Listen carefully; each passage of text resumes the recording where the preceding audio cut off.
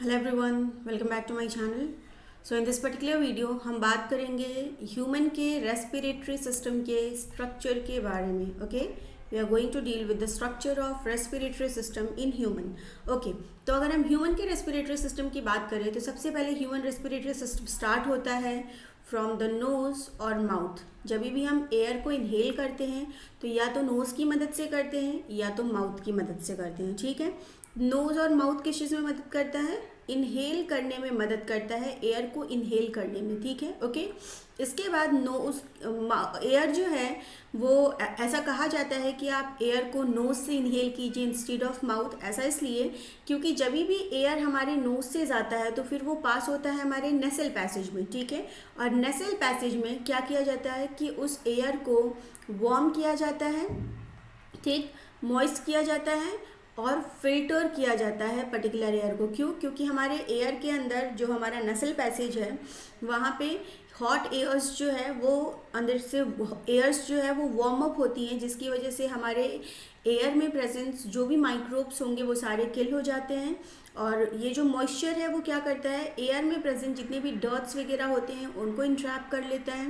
और हमारे नोज़ के अंदर नोज़ हेयर प्रेजेंट होते हैं जो कि क्या करते हैं, डस्ट वगैरह को वहीं पे रोक के रखते हैं। ओके, तो एयर का ओवरऑल जो फिल्टरेशन है वो हमारा कहाँ हो रहा है? वो हमारा हो रहा है नेसल पैसेज के अंदर।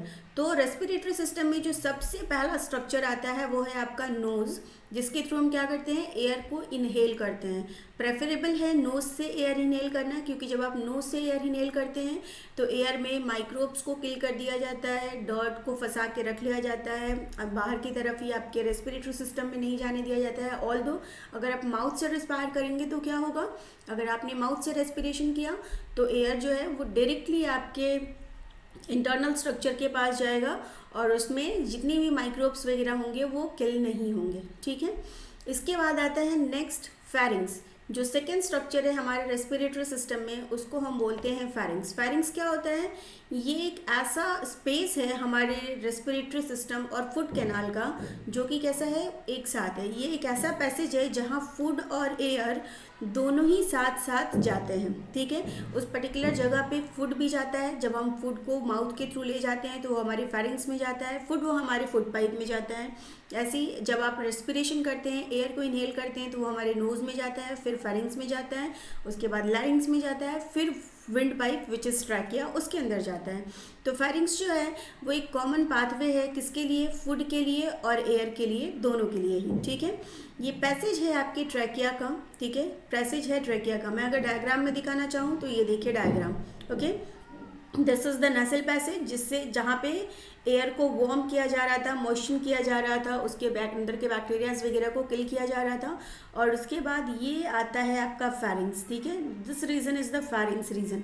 यहाँ पे क्या होता है, यहाँ पर अगर ध्यान से देखेंगे तो देखिए माउथ की ओपनिंग और नोज़ की ओपनिंग दोनों साथ में यहाँ खुल रही है ना, तो एयर और फूड दोनों ही इस पर्टिकुलर पाथवे पे क्या हो सकते हैं, आ सकते हैं। ओके, चलिए नेक्स्ट बात करते हैं। अगर मैं नेक्स्ट बात करूँ तो नेक्स्ट है आपका स्ट्रक्चर जो कि रेस्पिरेटरी सिस्टम में आता है, दैट इज़ लैरिंग्स। लैरिंग्स को हम क्या बोलते हैं? लैरिंग्स को हम बोलते हैं वॉइस बॉक्स। ठीक है, इसके अंदर हमारे वोकल कॉर्ड प्रेजेंट होते हैं और वोकल कॉर्ड पे जब एयर जाता है तो वोकल कॉर्ड का वाइब्रेशन होता है, जिसकी वजह से साउंड का प्रोडक्शन होता है। ठीक है, इसके बाद जो नेक्स्ट स्ट्रक्चर आता है हमारे रेस्पिरेटरी सिस्टम में, दैट इज़ ट्रैकिया, जिसको हम विंड पाइप भी बोलते हैं। ठीक, ये स्ट्रक्चर है to keep airway open. हमारा एयर जो है वो नोज से होता हुआ, फेरिंग्स से होता हुआ, लैरिंग्स से होता हुआ कहाँ पहुँचता है? ट्रैकिया में पहुँचता है। ठीक है, तो एयर को आने के लिए जो एक ओपन पैसेज है, that is what, that is the trachea which is present in our respiratory system. इसको हम विंड पाइप भी बोलते हैं। ठीक है, ट्रैकिया जो है वो लाइंड होता है बहुत सारे सीलिया से। बहुत सारे छोटे छोटे फिंगर लाइक स्ट्रक्चर्स जो है वो हमारे ट्रैकिया के अंदर होते हैं। वो क्या करते हैं? वो एयर को फिल्टर करने का काम करते हैं। ठीक है, इसके अलावा जो हमारा ट्रैकिया है उसके ऊपर आपके कार्टिलेज की एक कवरिंग भी होती है। वो क्या करती है? ट्रैकिया के ऊपर वी हैव कार्टिलेज की लेयर। ये कार्टिलेज की लेयर करती क्या है? ये कार्टिलेज की लेयर जो है वो हमारे ट्रैकिया को कोलैप्स होने से बचाती है। अब मतलब आप इमेजिन कीजिए जैसे कि एक सॉक्स होता है ना, तो हमारा ट्रैकिया जो है विंड पाइप वो भी बिल्कुल वैसा ही है। तो अगर आप सॉक्स के अंदर पैड नहीं डालते हैं तो तब तक तो सॉक्स फ्लैट रहता है, ऑफ कोर्स रहता है ना। तो अगर आप क्या करें, ट्रैकिया के अंदर जब तक एयर नहीं जाएगा तो ट्रैकिया के जो दोनों वॉल्स हैं वो ऐसे चिपके हुए रह सकते हैं। तो चूंकि ट्रैकिया के दोनों वॉल्स ऐसे चिपक ना जाए, इस चीज़ को अवॉइड करने के लिए क्या किया जाता है, ट्रैकिया के ऊपर एक कार्टिलेज की लाइनिंग दी जाती है। कार्टिलेज का एक पूरा लेयर प्रेजेंट होता है जो कि आपके ट्रैकिया को कोलैप्स होने से बचाता है। अगर मैं स्ट्रक्चर में दिखाना चाहूँ तो देखिए यहाँ स्ट्रक्चर है आपका, ये देखो, ये है आपका रिंग ऑफ कार्टिलेज, ठीक है, ये रिंग लाइक स्ट्रक्चर दिख रहा है ना, this is the ring of cartilage जो कि क्या करते हैं, आपके ट्रैकिया या विंड पाइप को कोलैप्स होने से बचाते हैं, याद रखिएगा, ठीक है। और विंड पाइप क्या है, एक कॉमन एयर पैसेज है एयर के जाने के लिए, ठीक है। नेक्स्ट, इसके बाद ट्रैकिया के बाद जो नेक्स्ट स्ट्रक्चर आता है हमारे रेस्पिरेटरी सिस्टम में, दैट इज ब्रोंकाई। ब्रोंकाई क्या होता है, ब्रोंकाई जो है ये 2 होते हैं नंबर में, 1 ब्रांच टू ईच लंग्स। हमारा जो ट्रैकिया है, इस तरीके से जो हमारा विंड पाइप आ रहा है वो आते हुए आगे की तरफ 2 पार्ट्स में डिवाइड हो जाता है। ये जो 2 पार्ट्स में डिवाइड हुआ है इन्हें हम क्या बोलते हैं, इन्हें हम बोलते हैं ब्रोंकाई। 2 होते हैं नंबर में, एक ब्रोंकाई आपका लेफ्ट लंग के अंदर जाता है और दूसरा ब्रोंकाई आपका राइट लंग के अंदर जाता है, ठीक है।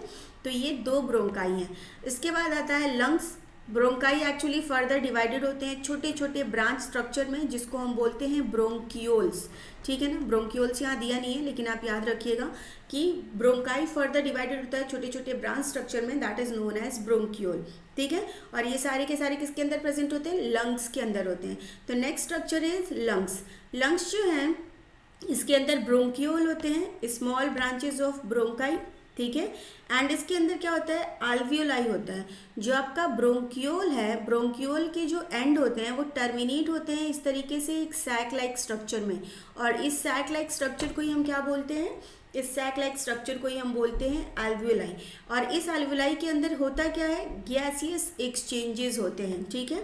जो भी हमारे एयर के अंदर ऑक्सीजन है वो एल्वियोलाई से एक्सचेंज होकर हमारे ब्लड में चला जाएगा, और हमारे ब्लड में जो CO2 है वो एक्सचेंज होकर कहाँ आ जाएगा, हमारे एल्वियोलाई के अंदर आ जाएगा। फिर जब हम एक्सहेल करेंगे तो सारा का सारा CO2 क्या होगा, एटमॉस्फेयर में बाहर की तरफ निकल जाएगा, ठीक है। To make you understand the detail structure, देखिए ये आपका रिंग ऑफ कार्टिलेज है जो कि आपके विंड पाइप के ऊपर प्रेजेंट है।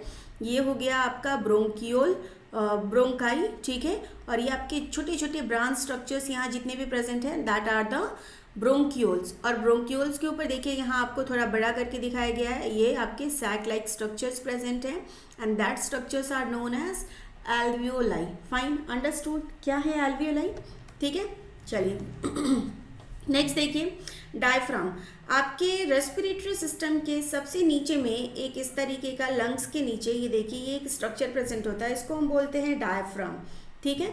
ये डायफ्राम क्या करता है, ये मसल होता है at the base of rib cage जो कि मदद करता है to fill lungs with air. Lungs को एयर से फिल करने में कौन मदद करता है, ये डायफ्राम ही मदद करता है। मतलब बेसिकली अगर मैं बताऊं तो इनहेलेशन और एक्सहेलेशन में मदद कौन करता है, इनहेलेशन और एक्सहेलेशन में मदद करता है आपका डायफ्राम। कैसे करता है, चलिए ज़रा समझते हैं, ठीक है। देखिए यहाँ क्या हो रहा है, इनहेलेशन हो रहा है, मतलब आपका जो एयर है वो एटमॉस्फेयर से अंदर की तरफ आ रहा है। तो जब एयर को अंदर की तरफ मूव करना होगा तो उस समय पे क्या करता होता है, हमारे जो डायफ्राम है वो नीचे की तरफ मूव कर जाता है। हमारा ये जो डायफ्राम है ये ऊपर की तरफ नहीं रहता है, ये और नीचे की तरफ ऐसे मूव कर जाता है। जब ये नीचे की तरफ मूव करता है तो आपके यहाँ कैविटी में बहुत ज़्यादा स्पेस बन जाता है।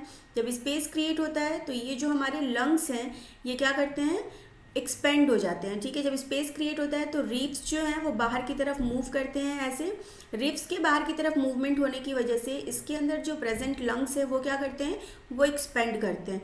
जब लंग्स एक्सपेंड करते हैं तो ये जो एयर आपने इनहेल किया है वो ईजिली सारे पैसेज से पास होता हुआ किधर आ जाता है, हमारे एल्वियोलाई तक आ जाता है, ठीक है। ओके, तो ये काम कब पॉसिबल है, जब आपका डायफ्राम नीचे की तरफ मूव करेगा तभी तो पॉसिबल है, अदरवाइज तो पॉसिबल नहीं है। अंडरस्टैंड। अंडरस्टूड? ठीक है, तो ये जो डायफ्राम है ये क्या करता है, नीचे की तरफ मूव करके यहाँ कैविटी में स्पेस क्रिएट करता है, जिसकी वजह से आपका जो एयर है वो क्या होता है, एयर इनहेल हो पाता है। ठीक है, अगर एक्सहेलेशन करना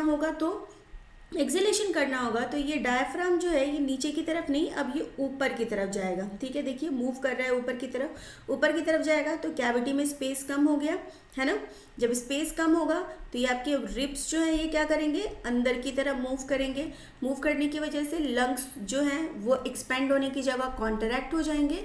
कॉन्ट्रैक्ट होंगे तो एयर जो है वो आपके लंग्स से निकल के नोज़ वगैरह के, ट्रैकिया वगैरह नोज़ वोज से होता हुआ इन्वायरमेंट में बाहर हो जाएगा, एक्सेलरेशन हो जाएगा एयर का। ठीक है, समझ आ गया? आई थिंक आपको इनहेलेशन और एक्सेलेशन का जो प्रोसेस है दैट विल बी क्लियर। ठीक है, तो आज की वीडियो में हमने ये पढ़ लिया कि ह्यूमन का रेस्पिरेटरी सिस्टम जो है उसका स्ट्रक्चर कैसा है और उसमें इनहेलेशन और एक्सहेलेशन का जो ओवरऑल प्रोसेस है वो किस तरीके से होता है। ठीक है, नेक्स्ट वीडियो में हम पढ़ेंगे ट्रांसपोर्ट के बारे में, ह्यूमंस में ट्रांसपोर्ट के बारे में। Okay, transport circulatory system of humans के बारे में और प्लांट्स में भी ट्रांसपोर्ट के बारे में ऑफ कोर्स हम डिटेल में डिस्कस करेंगे। So that's all for this particular video guys. Bye bye and take care and God bless to all of you.